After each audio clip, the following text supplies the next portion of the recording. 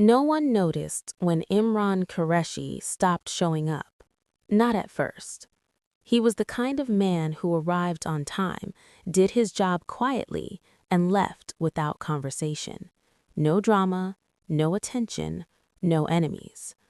So when his desk stayed empty on Wednesday morning, coworkers assumed he was sick. By Friday, they assumed he had taken leave.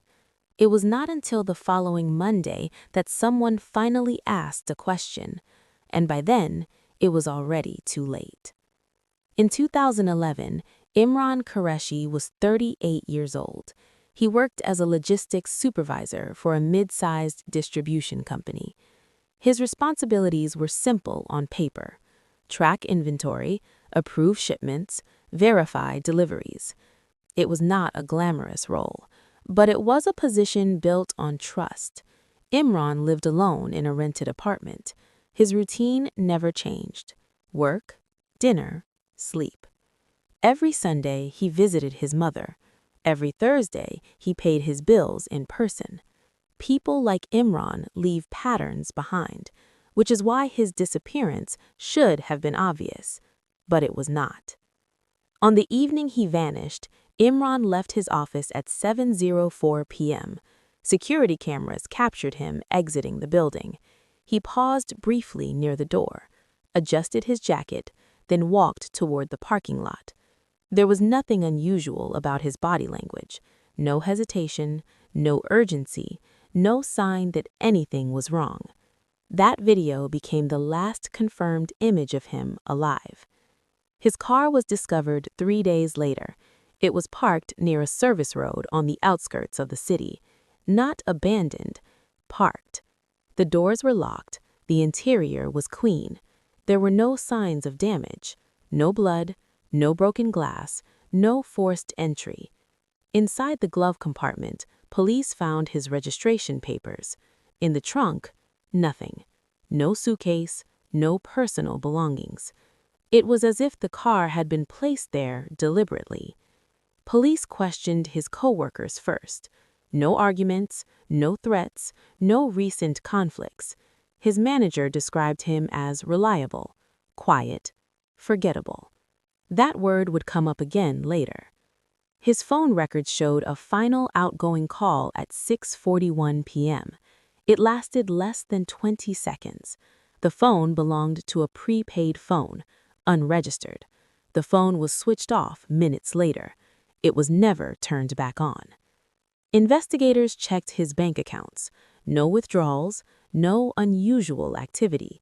His credit cards were never used again. To the police, this looked familiar: a voluntary disappearance. An adult male, no signs of violence, no financial distress, no evidence of a crime. Within 2 weeks, the case was downgraded. Within 2 months, it was inactive. Imran's family objected. They insisted he would never leave without telling them. He had plans, he had responsibilities, but without evidence, objections meant nothing. Time moved on. The city forgot his name. New cases replaced old ones. Files were archived. Imran Qureshi became a line in a database, a problem no longer urgent enough to solve. For 9 years, nothing changed.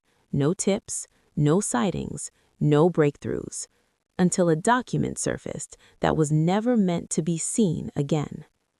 For the investigators, the case was already over, but for Imran's family, it never was. His mother continued to call the station every few months. Each time she was told the same thing: there was no new information, there was no evidence of foul play. Adults were allowed to disappear. Imran's apartment was cleared out after 6 months. Nothing inside suggested preparation. Clothes remained in the closet. Food had expired in the refrigerator. His passport was still in a drawer. If Imran had planned to leave, he had done a poor job of it.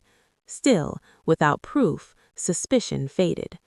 What investigators did not know was that Imran's last year at work had not been as quiet as it seemed. 6 months before he vanished, Imran noticed small inconsistencies. shipment counts that didn't match, invoices approved for deliveries that warehouse logs could not confirm. At first, he assumed it was clerical error. Then the numbers repeated, always small, always just below thresholds that required review.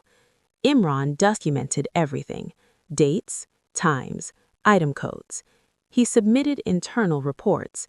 They were acknowledged, then ignored. The company was growing quickly. Management did not want friction, and Imran didn't push further, at least not officially. What no one realized was that Imran had begun asking questions privately, quiet questions, the kind asked after hours, questions that made certain people uncomfortable. One of those people was Rashid Malik. Rashid was not an employee. He was a contractor. He managed warehouse transport. He had access without oversight. To most people, he was invisible. That invisibility made him powerful. Phone records showed in the weeks before disappearing, Imran had exchanged several short calls with Rashid, never long, never recorded. The last one came on the night Imran vanished, 6:41 p.m., less than 20 seconds. At the time, investigators saw nothing unusual. Years later, it would mean everything. In 2020, the company that once employed Imran underwent an external audit. Insurance providers requested archived documentation tied to past claims.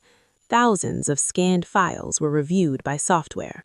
Most were meaningless, until one receipt triggered a flag. It was a fuel receipt, dated 4 days after Imran disappeared, paid in cash, time-stamped at 2:17 a.m. The system flagged it because it was attached to an employee expense file, an employee who no longer existed, Imran Qureshi. The location raised questions. The fuel station was outside the city, near a service road, near where Imran's car had been found. Investigators reopened the case quietly. They pulled archived traffic camera footage from the area. Most cameras had long been overwritten, but one private system remained. The footage showed a vehicle entering and leaving the station several times overnight, always late, always alone. The license plate was partially visible. It did not match Imran's car. It matched a vehicle registered to Rashid Malik. Financial records were reviewed next. Rashid had made multiple cash deposits in the days following Imran's disappearance, each one carefully kept below reporting limits, all except one. A deposit $43 too high. That single deposit created a digital record. It linked timing, location, opportunity. The pattern was no longer invisible. When police approached Rashid again, 9 years had passed. He looked older, calmer. He believed he had survived it. At first, he denied everything, but when shown the receipt, his expression changed. The silence lasted longer than the questions. Eventually, he spoke. Imran had confronted him, late at the warehouse. Imran had proof. He planned to escalate. Rashid panicked. What happened next was not planned. It was not clean. Afterward, Rashid tried to erase the evidence. Phones were destroyed, records altered. The car was moved, but the receipt remained. Forgotten, scanned, saved. Imran's remains were recovered where Rashid said they would be, near an abandoned access road, 9 years after he vanished. The case closed quietly. No headlines, no public attention, just paperwork, and a family finally given answers. Some crimes are not solved by witnesses. They are solved by patience and by the smallest mistakes criminals believe no one will ever notice.